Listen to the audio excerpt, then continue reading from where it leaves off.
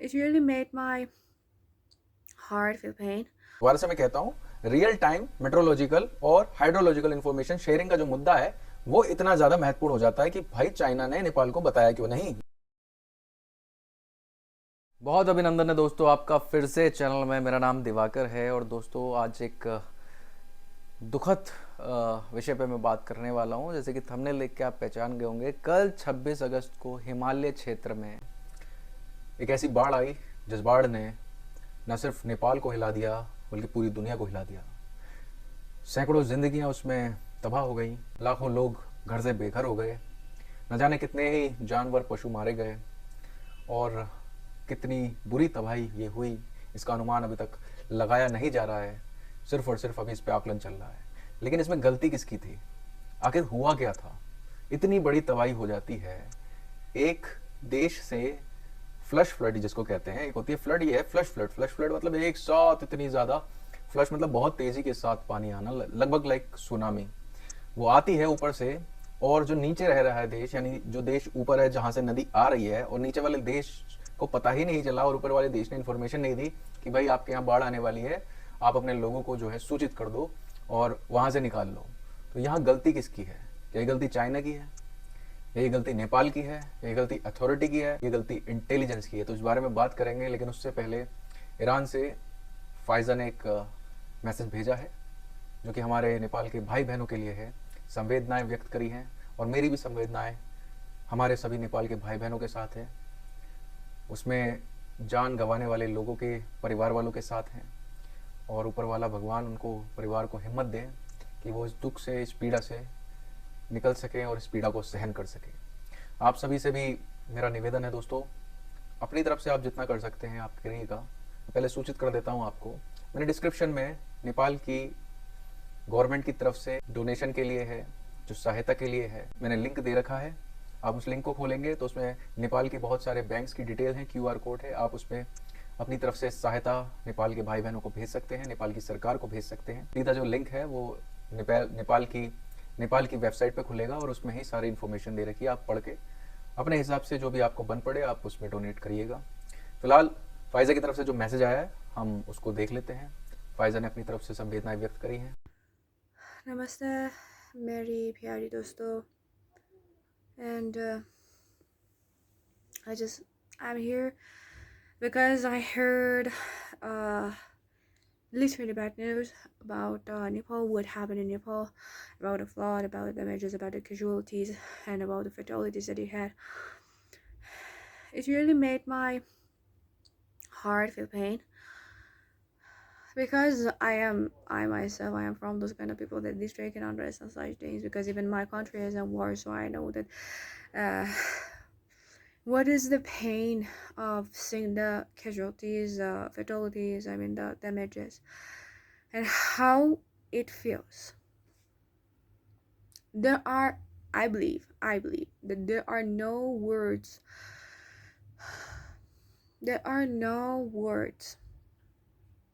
proper enough, suitable enough to even describe the level of pain you're experiencing, my Nepali dosto, my Nepali friends. I just can say that please accept my sincere condolences and know that my thought is with you. I think about you, and just know that you are not alone. So many people right now, they're helping you, maybe emotionally, maybe financially, but just know that I don't know what the hell is happening, but literally I believe that every part of the world, like all parts of the earth are reacting. Like in every place, in every spot of the earth, something is happening.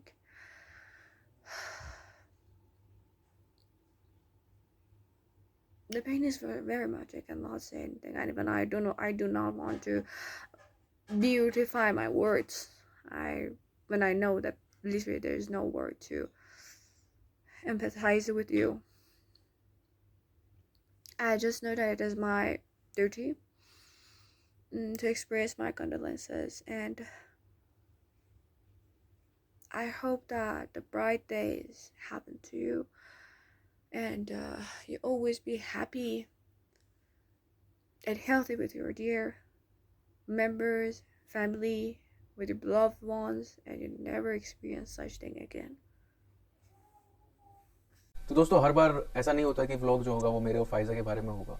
As a responsible citizen, as a responsible human being, as a responsible influencer, और आप सबका इतना ज़्यादा प्यार मिला है, तो वो एक रेस्पॉन्सिबिलिटी है कि अगर इतनी बड़ी कोई आपदा हो जाती है, वो भी हमारा पड़ोसी देश में, जो कि हमारा पड़ोसी देश से ज़्यादा हमारा भाई देश है, तो जाहिर सी बात है उस पर बात करनी चाहिए. उसके बारे में थोड़ी सी आपसे एक डिस्कशन होना चाहिए कि आखिर उसमें हुआ क्या था. मैंने यहाँ पे कुछ नोट्स बनाए हैं. उन नोट्स के ज़रिए मैं आपको बताता हूँ कि आखिर एग्जैक्टली क्या हुआ था, क्योंकि न्यूज़ में बहुत सारी चीज़ें चल रही हैं. कोई कह रहा है चाइना की गलती है, कोई कह रहा है चाइना का डैम टूट गया, कोई कहता है चाइना ने ज़बरदस्ती कर दिया. कि वाकई में चाइना की गलती है या नेपाल की अथॉरिटी की गलती है कि वो इस चीज़ को भाप नहीं पाए कि इतनी बड़ी आपदा हो जाएगी और इतने ज़्यादा लोगों की मृत्यु हो जाएगी. दोस्तों सबसे पहले हम डिस्कस कर देते हैं कि किस टाइम से किस टाइम तक क्या क्या घटनाएं हुई थी, क्या क्या घटना का क्रम हुआ था. तो ये बात 12:50 और 2 बजे के बीच की बात है. सबसे पहले घटनाएं समझते हैं.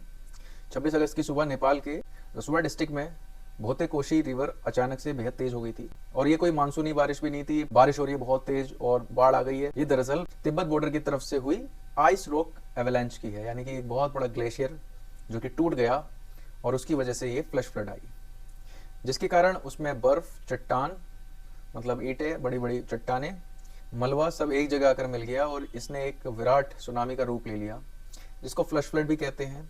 और जो वहाँ पर टेम्पररी जो डाम था, जो डाम बना हुआ था, वो डाम से भी ऊपर उठ के वो फ्लैश फ्लड आ गई, जिसकी वजह से वहाँ पे सब ब्लॉकेज वगैरह टूट गया और वो मैदानी क्षेत्र में, यानी कि रहायशी इलाकों में आ गई. तो ये पहला क्रम था. दूसरा क्रम इसका ये था 2 बजे से 2:50 के बीच की बात है. ये जानना बहुत जरूरी है कि भाई नेपाल में क्या बारिश बहुत तेज हो रही थी. तो दोस्तों प्रारंभ में उपलब्ध जो मेट्रोलॉजिकल डेटा है, ये पूरी कहानी को सपोर्ट नहीं कर रहा है. मतलब जिस क्षेत्र में ये घटना हुई उस समय वहां कोई एक्सट्रीम रेनफॉल नहीं हो रही थी. तो चलिए इस घटना को थोड़ा एक्सप्लेन करते हैं. जियोलॉजिकल इवेंट, नदी में ब्लॉकेज, पानी का अचानक रिलीज होना और फ्लश फ्लड, ये सारा जो सर्किल है ये इस तरीके से होता है कि एक जियोलॉजिकल इवेंट हुआ, यानी कि जो ग्लेशियर है उसमें एवलांच हुआ और फिर नदी में पानी आया, ब्लॉकेज हुई, वो टूटा और फिर वो फ्लश फ्लड के रूप में वो आ गया, लोगों के बीच में उसने तबाही मचा दी. मेन इंपॉर्टेंट चीज दोस्तों इसकी ये है कि क्या चाइना का कोई डैम टूटा था? तो 2:50 से, यानी कि 2:50 से लेके 4 बजे की कोई घटना है. तो ये बहुत ज्यादा सावधानी वाला एक विषय है, क्योंकि इसकी वजह से बहुत ज्यादा एक अफवाहें फैल सकती हैं और ऐसा कोई क्रेडिबल एविडेंस मिला नहीं है चाइना की तरफ से कि कोई चाइना का डैम टूट गया था, कोई हाइड्रो इलेक्ट्रिकल डैम चाइना का टूटा, ऐसा अभी तक कोई एविडेंस मिला नहीं है. फिर आ जाते हैं हम चौथी बात पे कि नेपाल को वार्निंग क्यों नहीं मिली. ये बहुत जरूरी पॉइंट है कि नेपाल को वार्निंग क्यों नहीं मिली.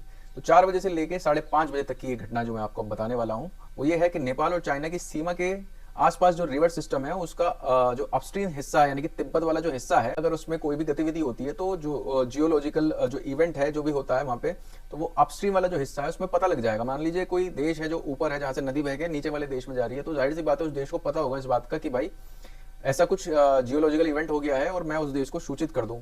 यहाँ पर यही चीज कही जा रही है कि नेपाल को इसके बारे में सूचित नहीं किया गया. नेपाल को तब बताया गया जब बाढ़ एंटर हो गई थी और नेपाल को ये बात खुद पता लगी अपने मॉनिटरी स्टेशन से. ये जब बात पता लगी उनको अपने मॉनिटरी स्टेशन से, उस समय तक बहुत लेट हो चुका था. नेपाल की अथॉरिटी ने बहुत सारे जो वार्निंग मैसेज हैं वो फोन्स पे भेज दिए, लेकिन तब तक बहुत ज्यादा डिले हो चुका था और लोगों के पास समय भी नहीं था कि वो वहां से भाग पाए. तो कहने का मतलब ये है कि कहीं ना कहीं इसमें एक संदेह उत्पन्न होता है कि चाइना की तरफ से, जो कि अपस्ट्रीम है और जो कि तिब्बत वाला जो एरिया है वो चाइना खुद क्लेम करता है, तो उसने नेपाल को वार्निंग क्यों नहीं दी, जबकि उसे पहले पता चले जाना चाहिए था, यानी पता पहले लग जाना चाहिए था. तो ये एक बहुत बड़ा पॉइंट है जिसके ऊपर अभी बहुत ज्यादा बहस हो रही है. तो अगले चीज पे डिस्कस करते हैं हम, जो कि 5:30 से लेके 6:40 के बीच की है. चाइना ने क्या जानबूझकर जानकारी छिपाई? ये बहुत इंपॉर्टेंट चीज है. तो सबसे पहले जानना ये जरूरी है कि चाइना के पास जानकारी थी या नहीं थी. तो चाइना ने इस आरोपों को खारिज कर दिया. चाइना ने कहा नहीं भाई, हमारे पास ऐसी कोई जानकारी थी नहीं. लेकिन दूसरी तरफ नेपाल के सामने सवाल यह था कि अगर अपस्ट्रीम तिब्बत से इतनी बड़ी घटना हुई तो डाउनस्ट्रीम नेपाल को रियल टाइम इंफॉर्मेशन क्यों नहीं मिली?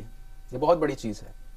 और इसी वजह से इस घटना के बाद नेपाल और चीन के बीच रियल टाइम मेट्रोलॉजिकल और हाइड्रोलॉजिकल इंफॉर्मेशन शेयरिंग का जो मुद्दा है वो इतना महत्वपूर्ण हो जाता है. दोबारा से मैं कहता हूं, रियल टाइम मेट्रोलॉजिकल और हाइड्रोलॉजिकल इंफॉर्मेशन शेयरिंग का जो मुद्दा है वो इतना ज्यादा महत्वपूर्ण हो जाता है कि भाई चाइना ने नेपाल को बताया क्यों नहीं, जो कि मैं पहले भी कह रहा था. चाइना ने जानबूझकर फ्लड कराई, इसका कोई क्रेडिबल प्रूफ है नहीं। लेकिन नेपाल को अपस्ट्रीम खतरे की पर्याप्त एडवांस वार्निंग नहीं मिली, ये गंभीर सवाल उत्पन्न करता है। अब आ जाते हैं हम 6:40 से 7:40। बात करते हैं कितना नुकसान हुआ, कहां नुकसान हुआ। तो 26 अगस्त की इस घटना में नेपाल के रसुआ और आसपास के क्षेत्र में भारी डिस्ट्रक्शन हुआ, कई लोगों की मौत हुई, बड़ी संख्या में लोग मिसिंग हैं और अभी तक गिनती नहीं हुई है कितने ज्यादा लोग हैं। सड़क और ब्रिज डैमेज हो गए हैं, हाउस और कमर्शियल स्ट्रक्चर फ्लश फ्लड में बह गए हैं, इंफ्रास्ट्रक्चर और हाइड्रो पावर फैसिलिटीज भी प्रभावित हुई है। सबसे बड़ी समस्या यह है कि कुछ प्रभावित क्षेत्र तक पहुंचना भी मुश्किल हुआ है, मतलब जो कनेक्टिविटी है वो टूट गई है। जैसे कि आपने देखा होगा ब्रिज बह गए तो जो एक गांव और दूसरे गांव का, मतलब सिटी का और गांव का जो कनेक्शन है वो पूरी तरीके से टूट गया है।